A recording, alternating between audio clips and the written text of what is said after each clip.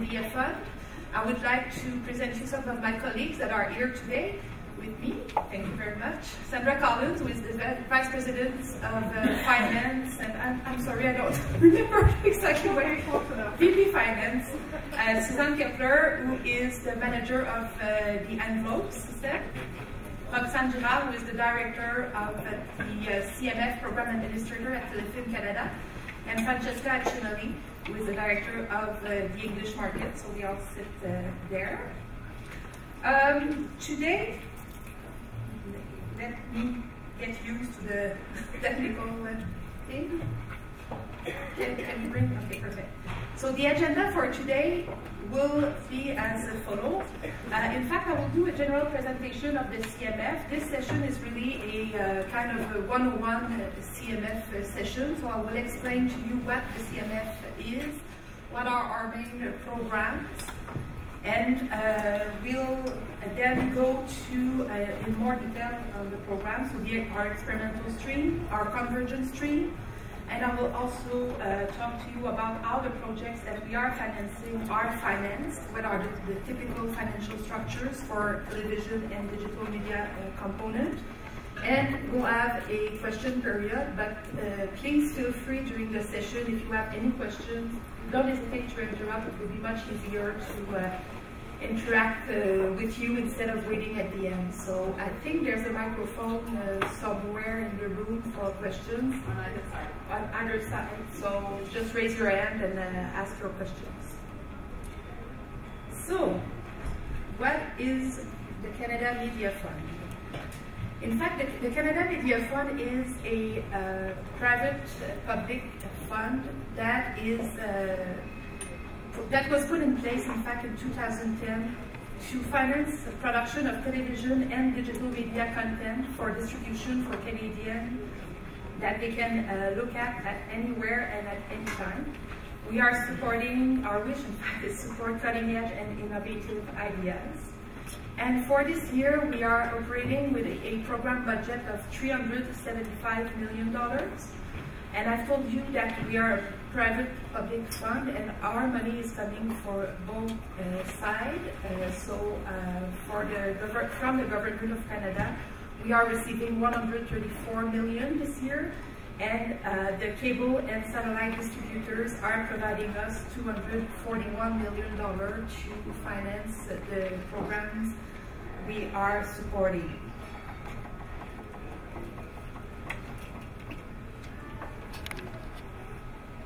So these are the people that are giving us the money. So Canadian Heritage and the major cable and satellite distributors here in Canada. Very important people for us and obviously for producers, as without them we would not be able to have this fund at $375 million. So we have two main funding streams at the CMF. We have what we call the convergence stream, and the budget for this year is $339 million. And through this stream, we are supporting projects with both television and digital media component. The majority of our funding is going through an envelope system that we are allocating to broadcasters who are triggering projects to come to us to get financing, and I will talk to you in more detail in a few minutes about that. And we also have some selective programs with specific objectives, and again I will present them to you later. And we also have the experimental stream. This is a program that was put in place in 2010, and this year the budget is $36 million. And in this program we support digital content and application software that are innovative, leading edge, and interactive, very important. And it's a selective process that we are using to choose the programs or the projects we are financing, and I will talk to you about that also later. Oops. Too far. Okay. So eligible applicants to the CMF are Canadian controlled taxable Canadian company with their head office in Canada. So, for example, television or interactive web-based production companies, from the private or public sector, and broadcasters as well. Broadcaster, public or private, are eligible applicants to produce their own internal programming.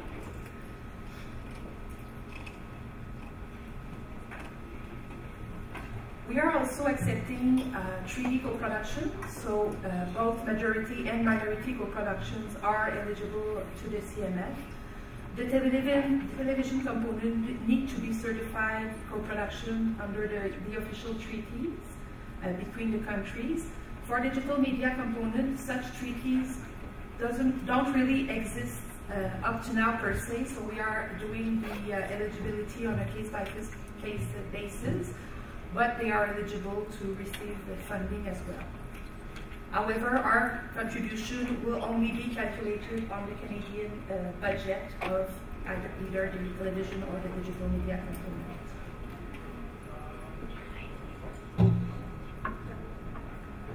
So, the experimental stream.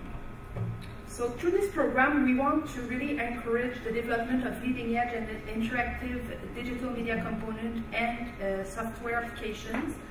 We want eventually that the programs or the projects we are financing be integrated into mainstream platforms, and we want them to be developed for their commercial potential within the Canadian and international media industry.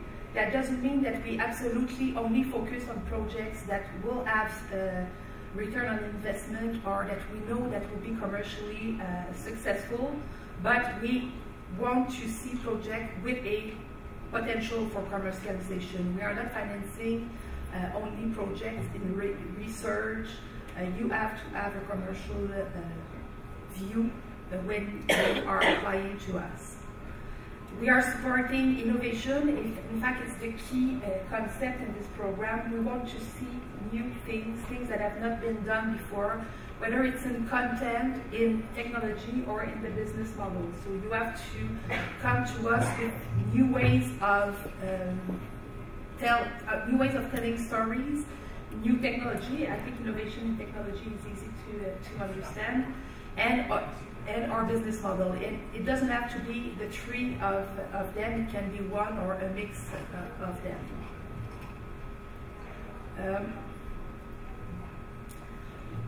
We are doing investment in this program for the main part of the money we have. In fact, in production, it's investment, recoupable investment. So we are participating in the revenues that are generated by the exploitation of the production.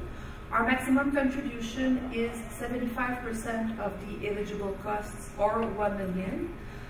This is for production, and for development and marketing, our maximum contribution is $500,000, and our financing tool is advance that are repayable when you have revenues generated by the exploitation.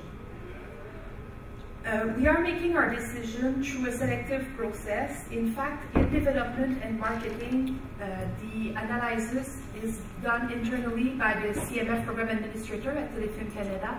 As you may know, we have a services agreement with Telefilm Canada to administer our files. So we are developing the programs, we are doing all the calculations, all the budget allocations, and the communications, and our board, in fact, the governance is the CMF responsibility, but we are here, Telefilm Canada, to administer all the files that we are receiving for producers. So when you apply through Telefilm Canada, and they are doing all the assessment, and they are cutting the checks on our behalf, and they are analyzing and assessing your projects.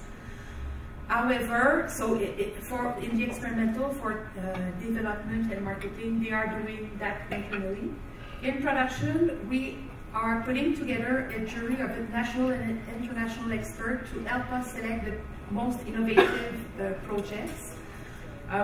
We usually have around 8 people. We received at the last deadline 75 projects or so. So each jury members are reading not all the projects, but they have a project is read by 3 jury members, and we then have a plenary session where everybody is talking about the project and challenging how the other jury members have evaluated the projects, and they are helping us to choose the most innovative projects produced by the more capable production team.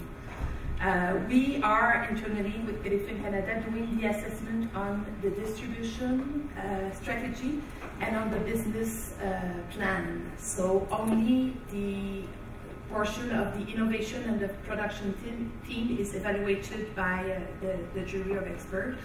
And we have an evaluation matrix that is pretty transparent and on which we are basing all our analysis, and you can find this evaluation grid in the program guidelines for the experimental stream. We ask that projects that are submitted have a letter of interest or of intent of a market channel partner, so kind of a distributor. We don't call them distributor because it's not the term or the vocabulary that is used in the digital media world. So we want a market channel partner letter unless you are able to demonstrate that by yourself you are able to commercialize your project. We have realized that, for example, at the beginning we were asking for a letter of intent for everybody, but we quickly realized that it didn't make sense because, let's say you are developing a website, you probably don't need a third-party distributor to help you promote your website. You can do it yourself, and if you are able to demonstrate to us that you have been successful in the past in doing such work of promoting your projects, it will be okay and we won't ask you for a letter of intent. But for sure, all the marketing is evaluated and is part of the points we are giving to each project. So it's very important to let us know or let us understand how you intend to eventually promote and commercialize your program. The types of projects we are supporting in this program are in 4 different categories. We are supporting interactive content, so website, web portals, ebooks, interactive web series, no linear content. It absolutely has to be interactive, and you need to really explain what is interactive in your program. Innovation is key, as I said, but interactive is also important. And interactive for us is not just pressing play on your console to start a stream of content. It's more than that. It's interactivity between the user and the content. So it's very important to explain very precisely what the interactivity will be in your project. We are also providing support to games, whether they are for console, for the web, or for mobile platforms.